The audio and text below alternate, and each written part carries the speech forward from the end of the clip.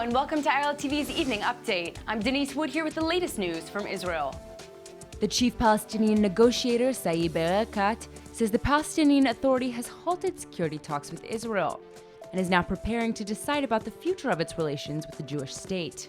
The PA has threatened several times to stop security coordination with Israel due to Israel's security operations in the West Bank.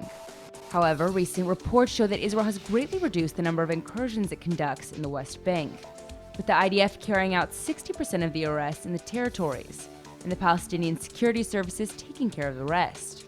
The PA's move also comes as Israel has rejected a French peace initiative for multilateral talks.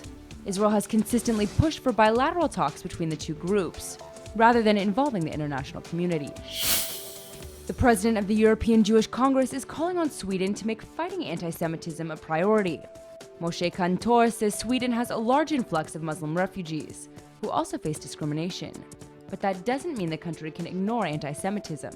Sweden has received more refugees in recent years than any European country except for Germany, and many of the asylum seekers come from predominantly Muslim countries. Kantor is calling on the country to be sensitive to the hardships that the asylum seekers are facing, but says that shouldn't mean that anti-Semitism is allowed to rise in Sweden. An Israeli-Druze man from the Golan Heights has been released after 12 years in a Syrian prison. 47-year-old Barjes Awidat was arrested in Syria in 2002 and was convicted of spying for Israel. Awidat is still in Syria, and Israeli officials are using diplomatic channels to try to bring him home. Druze Knesset member Ayub Kara has been in contact with Awidat, as well as his family in Israel. Awidat traveled to Damascus to study dentistry, but his family lost contact with him, and only 5 years later discovered that he was imprisoned on charges of espionage. Israel got involved and managed to help Awidat's mother to visit him in prison, and eventually the diplomatic efforts secured his release. The British chief rabbi is now jumping into the controversy surrounding the issue of anti-Semitism in the British Labour Party, and he says the problem is severe.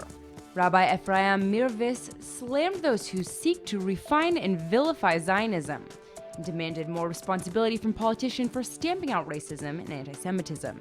Rabbi Mirvis says comments from the Labour Party members show just how severe the problem has become. These remarks came a day after it was revealed that the Labour Party secretly suspended 50 of its members for anti-Semitic and racist comments.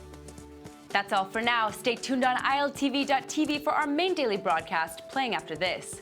I'm Denise Wood, and see you tomorrow with our morning briefing from Israel at 8 a.m. Eastern Time.